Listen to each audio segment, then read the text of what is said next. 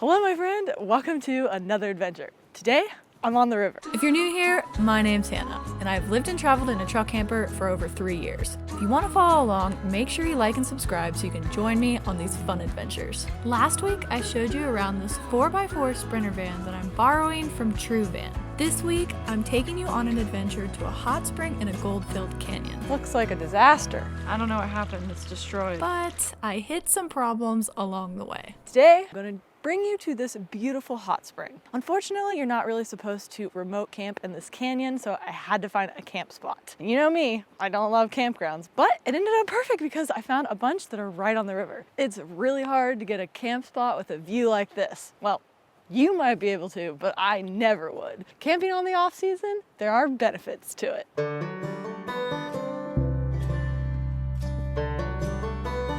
I think that the hot spring's downriver, so we should get going.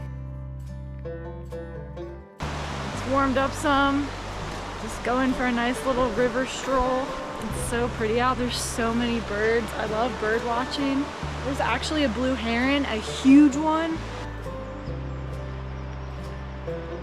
But the river is incredibly low. Camp host said that it's lower than he's seen it in years. Sun's coming up.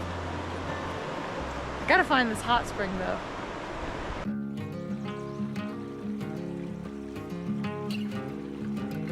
This river begins in the Sierra Nevada and runs south through a deep glacier-carved valley, passing through the Inyo and Sequoia National Forests.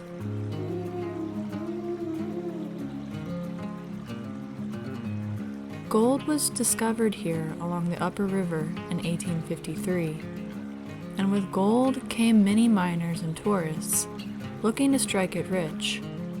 Much to their delight, they also found a number of hot springs along the way. Hidden around corners, tucked away in the canyons and valleys, there are quite a few mineral-rich springs here that encourage the building of establishments including hotels, resorts, and bathhouses.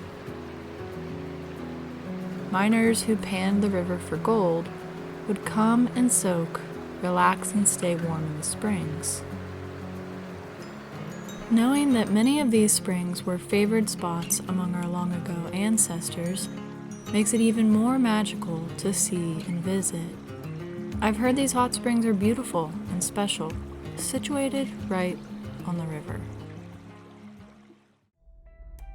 Well, this doesn't look like the photos I saw. Looks like a disaster. Something happened here.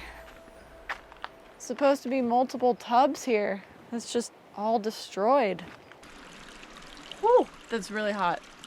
At least close to 100 degrees. This has to be one of the sources. There's a deep spring right here, but it smells like sulfur. This was definitely a pool at one time. I don't know what happened. It's destroyed. This looks like there were supposed to be pools over here. I think these were 2 pools as well, and they're just full of rocks now. It's really a shame I never got to see this hot spring the way it was meant to be. Gonna have to go try to find another hot spring. Let's go. Try to figure out what happened here. Along the way, I heard something in the bushes. Usually I'm on alert for bears, mountain lions, and coyotes, but no, this was a kitten. I wanted to say hello, but he was too shy. He's so hungry. He must not have wanted to be a hot tub kitty. He just want to be rubbed. Oftentimes, when there is one hot spring, there are many. So cool in here. I knew I was close to another. I think it's over here. I want to take a minute to thank Bespoke Post for sponsoring this video. Bespoke Post is a monthly subscription club that delivers a box of awesome to you every month, full of really cool products from unique and small businesses. It's free to join, and you can skip a month or cancel at any time. Every month, Bespoke Post introduces cool new products to you based on a preference quiz that you take on their website. Each box has about $70 worth of product in it, but as a member, you get it for a discounted price. And every month, they send you a preview of what's in your box before it ships. You decide whether you want to keep the box, swap it with another box, or skip the month altogether at no charge. The real box contains this little backpack fishing pole, which is a hand reel, combines the rod, the reel, and the tackle box. You can take off either end of this and you can store your lures inside of it. The second box I got is the carve box, and it includes this Barlow pocket cutter and scrimshaw kit, which allows you to etch your own design in the pocket cutter. I haven't decided what I'm gonna put in mine yet. I like telling stories, so I think it's gonna be really cool when I'm finished. To get 20% off your first box of awesome, Click the link in the description and enter code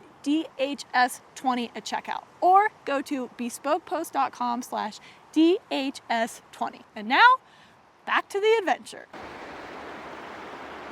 Beautiful. Check out the tubs. Oh my gosh, here to visit me. though I've been told that those last hot springs were supposedly better than these, I'm happy to say that these are beautiful all the same.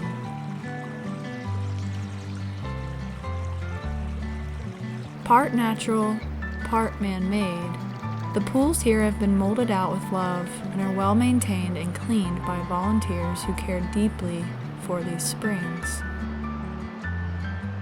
Overlooking the river, there are several pools that vary in temperature, some warmer than others at varying depths. I was lucky enough to catch it on a very quiet morning with no one else around but the morning sun.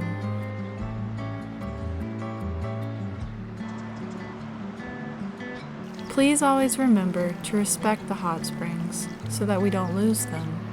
Pack everything out that you brought in, and always be careful. We're lucky to have these hot springs at all.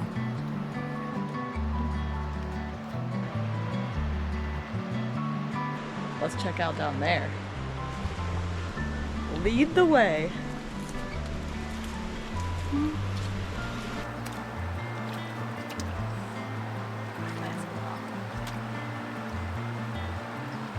Sitting in this magical tub on the river, I feel like I just jumped back in time, bathing in hot springs, listening to the birds, crack the morning light.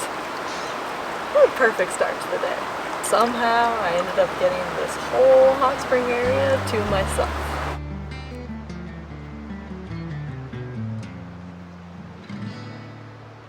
On the way back up, I was greeted by more friends. Maybe I should bring one back and have a truck camper kitty. I'm trying to catch a bug. What do you think? I really love that I can just open the doors of the van and enjoy the view behind me. The truck camper does have a small door on the back, but the whole back end doesn't open. It's really nice on cold mornings to just open these doors, sit in bed, eat a banana, and hang out with Hannah. It's perfect. It's beautiful out here, and I can just relax and enjoy the view. Welcome to Hannah's new kitchen setup. Well, we're giving it a try. Do you like this kitchen setup or the truck camper more? You gotta let me know. I'm gonna cut up my vegetables. I don't have my cutting board, so I'm just gonna have to use a paper plate. Not ideal, but you know. I got limited resources. Onion, cut this out. So we got some green pepper, some bacon. Okay, so we have an induction cooktop. It's so hot already. I'm gonna take this down. We're gonna add some butter. Not used to how hot this gets. Onions, some green pepper. Guess this is more like scrambled eggs, but this is a chunky omelet. Okay, we're gonna try to flip this. I usually split my omelet down the middle because I like to save mine. And then it makes it easier to flip is what I think, but I think this is about good to flip. There we go. Okay, now just going to add some bacon and some cheese. I'm gonna fold them over. Let them get cheesy and delicious. This is a no food left behind situation. Look at that, perfect. Okay, so this just turns off. Wow, I really need to get an induction cooktop. That made a huge difference. Let's give this omelet a go. Look at the cheese. Bacon, onions, green peppers, and some cheese.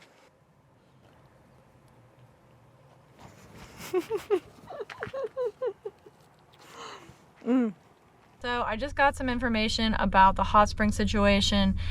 I was taking that nice little river walk trying to find the hot spring, and I guess that was in fact the location of the hot springs, but they've been completely destroyed. And after talking to some of the locals here, it sounds like some government agencies came in and jackhammered and destroyed all of the pools. And I guess some unfortunate events have happened at these hot springs, and instead of it being managed differently, those government agencies decided to destroy the hot springs instead of, any other option. They've been completely demolished. To me, I feel like we just have to be responsible and know that there are risks in anything, but just because there's a risk doesn't mean that it should be completely destroyed for everyone else. I'm interested to hear your thoughts though.